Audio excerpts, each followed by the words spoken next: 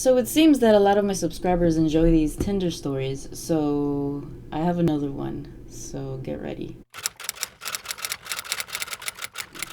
What's up, guys? This is Joey Wisdom, and I have another Tinder story to tell you. This one is not like a terrible Tinder story, but I mean, it's a story that I will always remember because it goes back when it comes to my past and when I was a child. One day, this happened probably more than 2 years ago, where I was just scrolling through Tinder and I see this guy and I'm like, wow, he looks so familiar. And I see his name. Let's just call him Steve. That's not his name though. So I see Steve and I'm like, wow, this is Steve. He used to be my first boyfriend in middle school in Little Havana, because that's where I was raised. And so I'm talking about Little Havana, Miami, Florida, not Cuba. Anyway, so I was like, wow, this is Steve. I haven't seen him in forever. So I liked him because I wanted to know how he was, and I haven't spoken to him in years.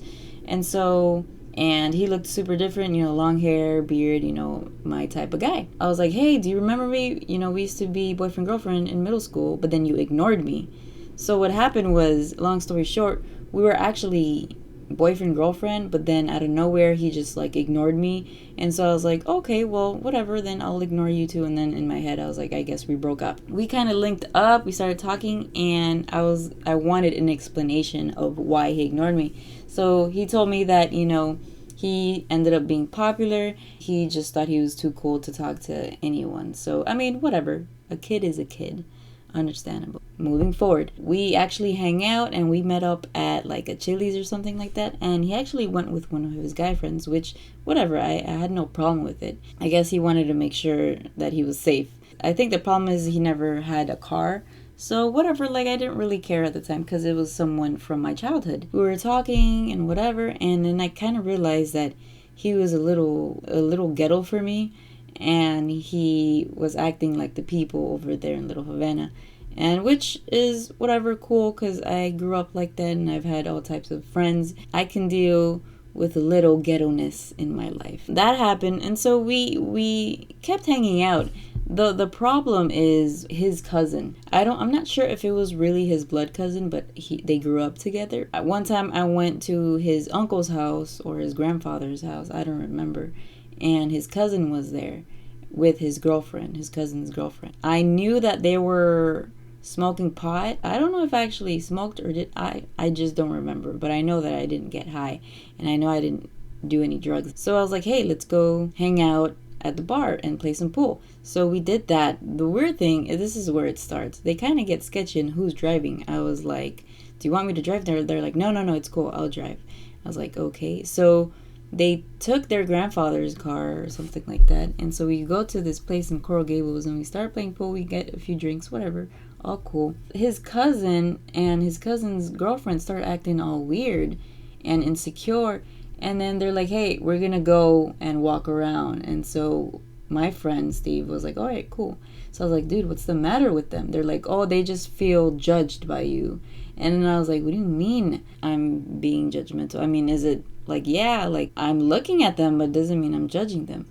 And so honestly, the way they were acting, they were just acting like they were on some type of drug that were kind of making them a little crazy. I really don't remember what they were taking, but I think it was Molly's or acid. I don't know what, but the chick was freaking out because she just was acting like she was seeing things. I don't know these type of drugs. I'd never tried them, and I never would, so I wouldn't know. Anyway, his cousin and his girl walked around and then came back later, and then we went back to the house. And then I guess they assumed that I was going to leave, but I was like, I just want to see what else is going to go on. And then I trust Steve. I'm pretty sure that nothing's going to happen. So we're just hanging out, whatever. So we're just having conversations about our childhood and stuff like that. And it was cool. It was whatever. Later, I found out that I wasn't really trying to have a relationship with this guy because I knew that what he was doing in his life wasn't the best thing ever. He grew up being in gangs and stuff, and then he told me his story about being in jail and doing shit that he wasn't supposed to. It just looked like he didn't want to better his future. And then every time I wanted to hang out with him, he was like, oh, but I can't leave my cousin. I was like, you know that your cousin is the main reason of why you cannot better yourself. And sometimes, I want to be the person to be like, hey, you could do better, And, when I see potential, when it comes to friends, I want them to be better at life, just like how I would want my friends to tell me, you could do better at this, and that they say it because they care. Then I just figured that we couldn't hang out because he was always going to be stuck on that cousin and his drug habits. And he was always going to be there for his cousin, even though he was doing bad shit. So I was like, you know what? Well, I don't think we could ever be friends or get along. I mean, you're a good person and everything. And he even said the same for me. He just said that he felt like he wasn't good enough of a friend for me and that I had a better future, and we just ended up having different lives and different paths, and that's what it was. So we just went our separate ways. I think that Steve showed me that life is how you make it, and sometimes you go different paths and that you're not always going to be friends with the same people. The story with him was we went to pre-K or kindergarten together, and I actually have a picture of us together, and I have my arms all around him because I had like the biggest crush on him as a child, and I think he was like my first crush like in school.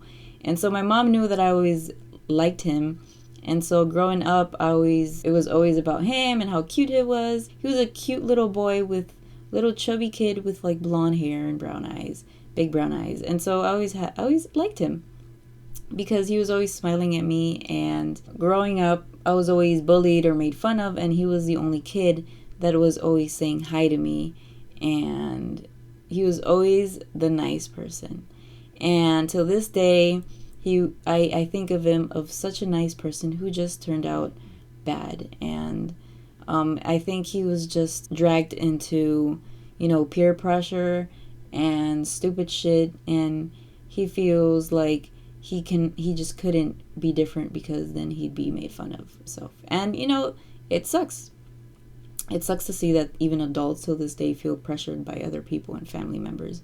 You feel like you need to lower yourself because the people around you are low. And that's unfortunate. But I always think of him, and I think he's such a great person inside, heart-wise. And sometimes you just have to move on from people. And that's that. So that's my Tinder story. Tell me what you think. Leave a comment. Thank you for the new subscribers. If you like these Tinder stories, like this video. And yeah, that's that. Thank you, and on to the next story. Bye, guys.